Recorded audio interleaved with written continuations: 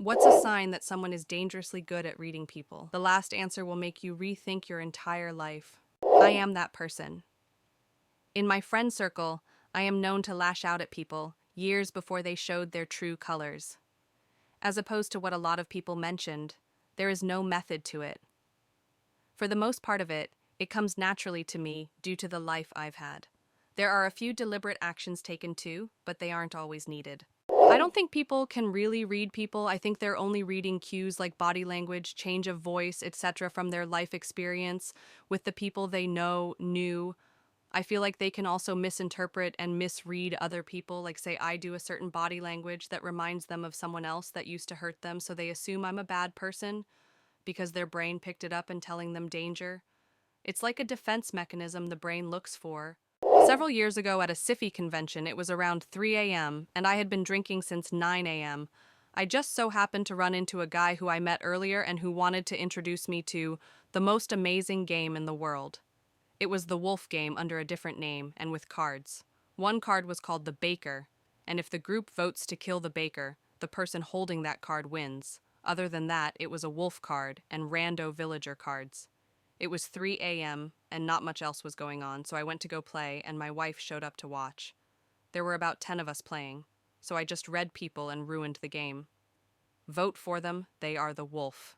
And I quit looking at my own card each deal. Once, after looking at all of them, I said, "Vote for me." Swing, they looked confused, but voted for me. I flipped my card, and it was the Baker. I sat there doing this for about an hour until my leader of Jameson ran out. Then my wife and I left while she laughed about the game. None of those people were going to ever be professional poker players.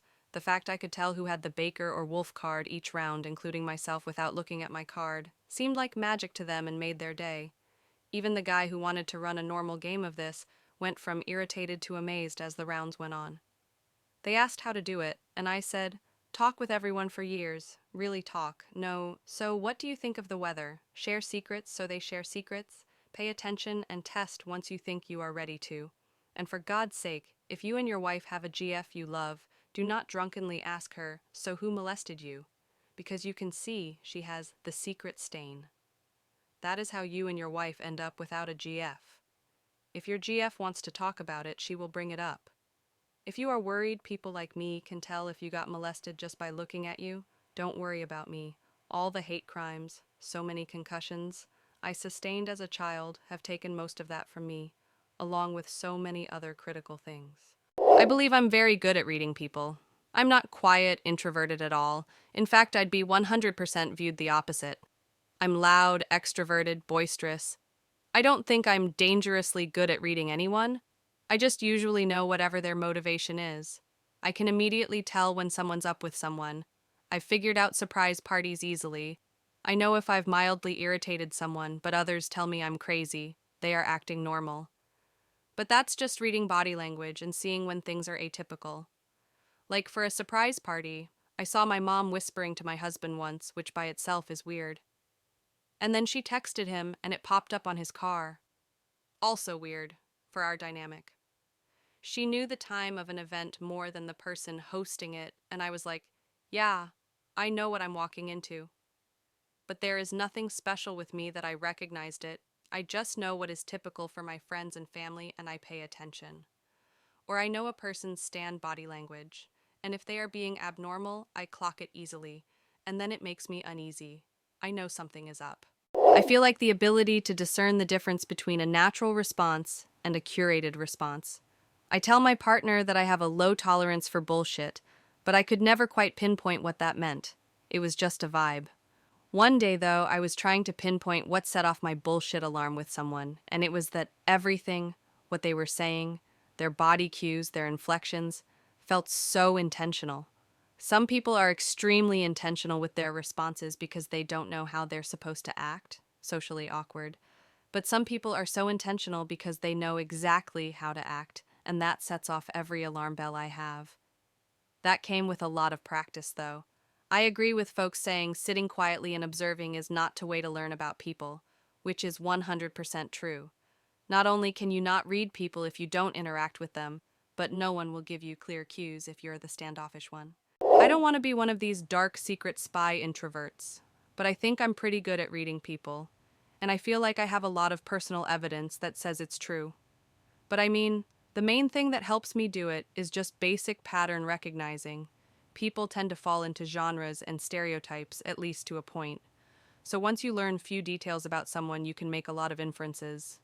They may not always be right, but trust me, it's kind of crazy how often it works. And I mean, small details like how they eat their food, what games they play, what social media they are on the most. Something as simple as who they gravitate towards at the workplace. I'm a very socially anxious person, so in a public setting, my head is always on a swivel, so I tend to notice a lot, and because of my anxiety, I always want to be prepared for things that might come up, so I think that's where my reading comes into play. LOL raw, pure anxiety. I worked for a summer camp that hired a hypnotist for the camp. The owners and leaders were too wary or scared of him after having met him, so they had me and another counselor pick him up from the airport and take him out to dinner before the day of the show. During conversation at dinner, I asked about his talents or skills, and he told me that it was mostly being self-taught. The next day, I got to see him perform while working a room of people that he had never met before. One of the kids that was hypnotized was one of the kids from my own group that I was in charge of. So I got to see the effects of hypnotism and got to ask questions to one of the people hypnotized afterward. The sign that that guy was dangerously good at reading people would not be apparent to anybody who did not know his gig, and I can see why somebody who is good at it would keep it that way. I guess it's like the book I read on card counting. The author made the point that getting caught card counting was not a sign that other authors on the same subject were good card counters. I'm really good at reading people. I've been told so, and I also know it from experience. LOL. I also get called intimidating by almost every single person I meet for the first time. I'm starting to think maybe these two things are related. I really always make a conscious effort to be as nice and friendly to people as I can, but this still always happens. My close friends and family don't agree I'm intimidating. But still, maybe when I meet new people, they subconsciously clock that I'm perceptive and maintain eye contact easily. I do this because I want to be liked, not be called intimidating. And find that threatening? Anyway, not sure how this turned into a cry for help.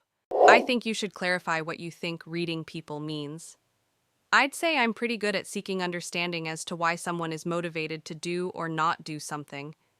If I can understand their motivations and incentives, I feel that's really helpful in building and maintaining a relationship, even an annoying one I'd rather not have, i.e., work relationships. If that's what you mean, personally, I think reading people is mostly a trope. The best way to understand someone is to ask questions and pay attention to their answers. What do they say? What don't they say? For example, if you ask someone what they do for a living and they hesitate, then say, "I'm a nuclear engineer," it could be because they're introverted, humble, lying, or just worried you might ask the same million questions Brad just did 5 minutes ago. To know which is correct, you'd have to keep paying close attention. The biggest key is to be a detective. Don't let assumptions carry you. I show apartments to prospective tenants, and I'm a chatty person. I do showings first, and then people fill out applications.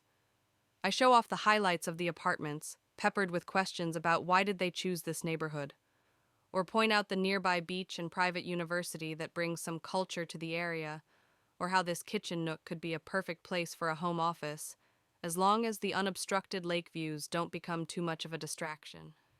By the time we're done, they know a little about me, and I know where they moved from, why they want to be in the neighborhood, where they work, and if they like their job, what types of food they like and recommend the best places, and if they are friendly or aloof. Okay, I don't know if they were good at reading people, but I've met someone who gave me that impression. The sign was that he said things I was thinking, but kept to myself, or interpreted accurately a behavior, a gesture, a word. It looked effortless and absolutely normal. What makes it annoying is that I had a massive crush on him, and he probably knew. All I can hope for is that he had a blind spot in that regard, and not that he quietly judged me. Bunch of self-fan-fixing anime fedora stans in this thread. Go ahead, enjoy your beer pong and your inane need to shout about how much fun you're having. By all means, announce to the whole room your colorful shortcomings. Tell me how I can wield them against you, for I shall be in the shadows, observing your every move, devouring your very thoughts with the appetite of a wolf, studying your every weakness in preparation for the final battle. Oh? What? You want to know who I am now? Huh. See you at the party. Ha ha ha. Lame. I think it's when they make comments that address something about your personality you haven't mentioned previously. I've had that feeling a couple times, and it's unexpected because I didn't know how they could have deducted I would have a certain trait or opinion. Does that make sense? I don't know. It definitely catches me off guard, lol. Talk less, listen more, and actually listen. My father was a salesman for many years. Cars, cocaine, the stuff he stole to pay for the cocaine ECT. He could sell snow to an Eskimo and knew it. He didn't teach me much, but his gift for gab has been a useful skill. Shut up, let the other person talk, smile and validate and remember what they say to you. People love to talk and share, especially so about themselves. Just keep giving them the chance and be interested, and eventually you've got enough info to know things they haven't told you. Most people aren't as special as they want to be. They generally fit loose molds and conform to broad standards. You can take the info they give you and extrapolate some pretty good guesses at the info they don't give you. Occupations can be super telling. Types of people gravitate towards types of careers most of the time, and while they're still individuals, they will all share some traits. Keep letting them feed you that info, and you build that mental Venn diagram of where two things overlap, and good chance that is a part of the person as well. They ask questions and let people answer, and they let them make their choices. They are also charismatic, because they need to be able to play a role in conversation.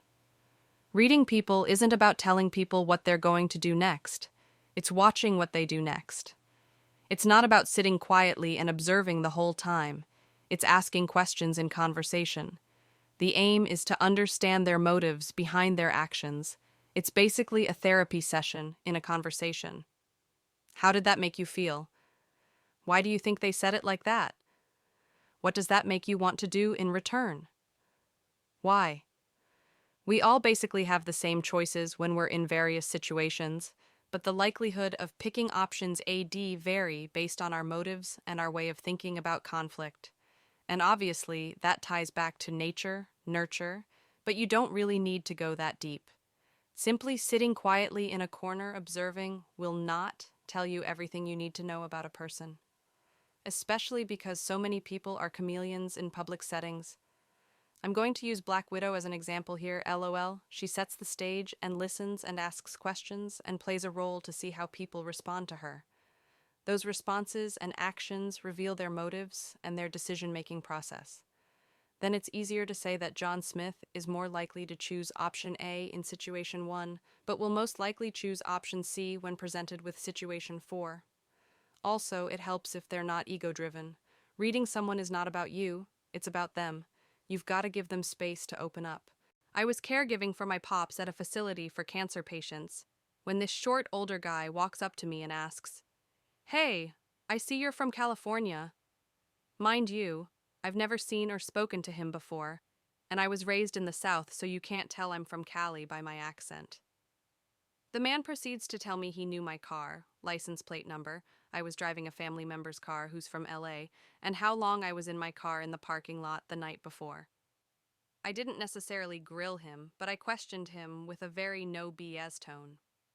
Turns out he's just an oddly observant Jehovah's Witness, who remembers minor details about people he just walks by. Creepy at first, then quite impressive once I learned his background. Called him a retired spy and James Bond's lost uncle for the rest of his time there. Wish you the best, Tony. I developed the skill of reading people because I was abused and always found the worst friends. You know, the ones who make plans in front of you and don't invite you. The ones who make backhanded comments about you to you. The ones who ignore you for weeks for no reason. Literally asked her in class what was wrong, and it was like I was a ghost. I was also being abused at home, sexually and emotionally. Through these bad experiences, I became able to read people. I don't know how it works. I don't know what tips me off. I just meet someone and I can just tell. The most significant was my best friend's sister-in-law.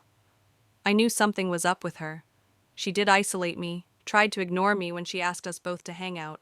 The more time around her, the more I noticed. She had the adopted older kids, long story, care for her babies so she didn't have to. She also tried to ban the older kids from talking to her babies. I noticed she kept harping about my friend's brother and making my friend mad with all the things he did or didn't do, most of which were exaggerated. I watched her rip out the hair of her biological daughter, literally a fistful of hair, because we were on vacation together and she didn't do her hair, just left it half tied up, and it became a matted mess instead of using scissors to cut the ponytails. She didn't even try. When the divorce finally happened, the truth started coming out. She was cheating. For one, her hatred for the adopted kids came out. She accused the boy of saying her baby girl, then she accused her ex-husband of the same. She acted like she wanted all the kids.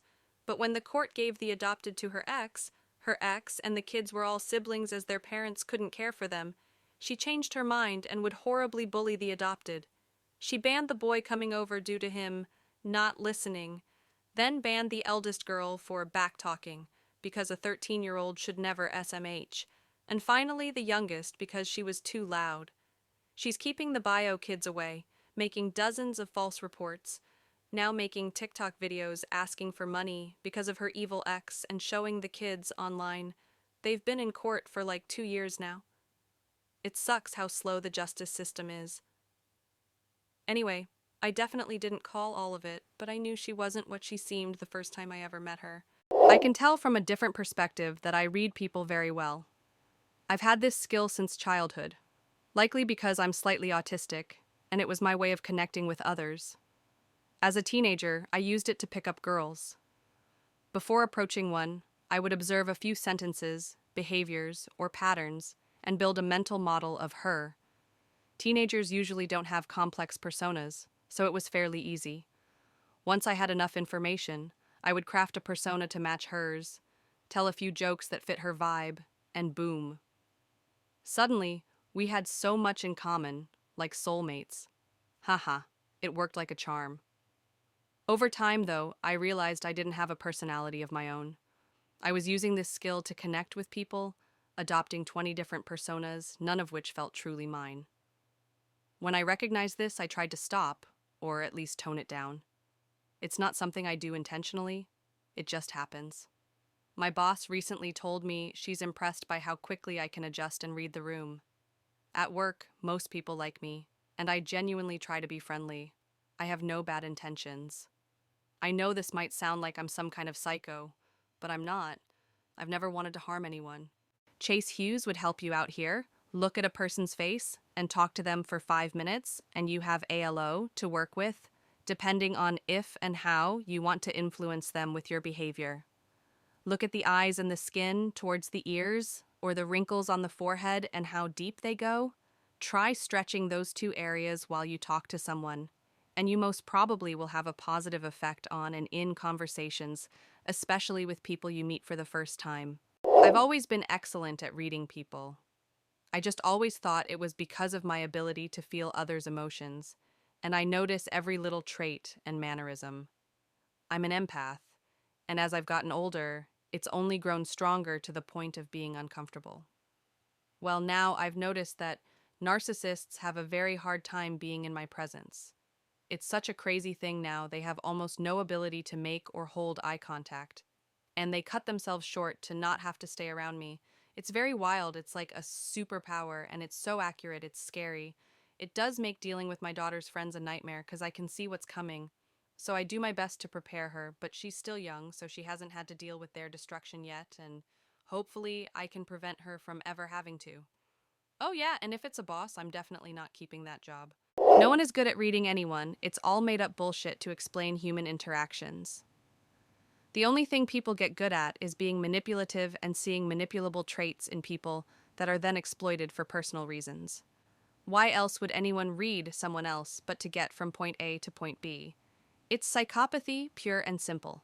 Understanding human behavior is one thing, acting on that knowledge is manipulation. You would be envisioning a future state of a human's behavior. And while that can be predicted to some degree, that's an anxiety response that people develop as a protective mechanism. When they ask lots of questions to people, especially when they're based off observations, you usually don't and I see now your quackwings. Is everything all right? Since you've been dating your partner, I've noticed wang. What's up? I've noticed when you feel like trascaring your ears, you usually do right ears trying, and you've been doing shy scurry lots recently. How come? Never in a way which sounds or is judgmental, is always evidence-based, and as a result, people are often willing to open up and elaborate more without fear of being judged. My friends do this, and I try so hard to learn from them. I get along with everyone, including people most others hate or are afraid of. Unfortunately, I don't think this is reading people, but rather being non-judgmental and accepting people the way they are. I'm also willing to be in the moment with them and share that experience without bias. I'm less read people and more let them tell me who they are. I don't know. I get a lot more of a person from just being with them than from nonverbal cues, although you do learn their nonverbals and can tell what they're thinking from across the room. Although there are stereotypical cues you learn from experience that often apply well to complete strangers. There are common traits and behaviors that speak a wealth of history for that person. Posture, motions, the way they talk, what they care about, where they invest time and efforts, what annoys them, their tolerance towards stressors, and more all tell many things in just a second or two. But this comes from experience, and it's also kind if lying because you're stuck applying blanket stereotypes upon more complexity than it could ever represent. You have a 20% fit, and the other 80% you need to learn from them. Emotional intelligence. They seem to understand people they've only had one conversation with, and most importantly, they can easily predict their behavior. My boyfriend is one of these people. He's a bit of a social butterfly, although he calls himself an introvert. He has probably talked to hundreds or thousands more people than I have, and every single time we make a new friend, he knows exactly what that person's deal is and what they will do. And so far, he's always been right. I always want to give folks benefit of the doubt, but he's really never been wrong about someone. I am positive if I could ever get him in a reality show that requires social intelligence like Survivor, he would easily win. Plus, he's charming and handsome, so people are more trusting with him. I'm so worried sometimes he can see through my bullshit, lol. But I'm hoping love is blind. Nothing bad, I'm just a bit dysfunctional. My aunt's ex-BF used to give me the biggest creep vibes. Very smart, loved to talk, but just felt like he was a total sociopath. One night, as I was stuck with him at a hospital, I thought, hey, maybe I'll just act super interested in whatever he's talking about, within reason, and see what he says. Especially the stuff he was acting nervous about. No judgments, just hit him with a lot of no ways. And I kept asking questions like he was the most interesting man in the world. Later learned this is a great exercise for anyone you want to know more about. People love to open up and share a connection. This man, for the next hour, talked about mercy killing animals, choking out random homeless people because they'd tried to lie to get money from him, and even attacking his ex-wife to make her seem crazy so he wouldn't lose his kids. I told my aunt later what he'd said, and that I would not be anywhere near her while they were still dating. She continued to date him for several months after. After they broke up, he was within a year accused of molesting both of his daughters, sent my aunt a video of him killing a dog, made his next relationship's son kill his pet chicken for a BBQ. Just a sick fuck of a man. After all this stuff came out, he said he was taking a hunting trip to the woods, and later they found some of a corpse with his stuff on him on his property, almost completely eaten by animals, guessing he'd shot himself in the head at the thought of going to prison as a child molester. Mostly I assume he's dead, but part of me wouldn't put it past him to kill some rando and cover him in his clothes and honey or something. I wouldn't put anything past him. Listen when people want to talk. They make accurate predictions about people, sometimes to the surprise of those who've known said person much longer. For example, they might not like your stepmom who they've encountered a few times, and your stepmom has been in your life for years, and you don't have problems with her. Then your stepmom starts becoming problematic or dislikable. They make smart decisions about who their friends are. They make smart decisions about who to talk to or spend time with.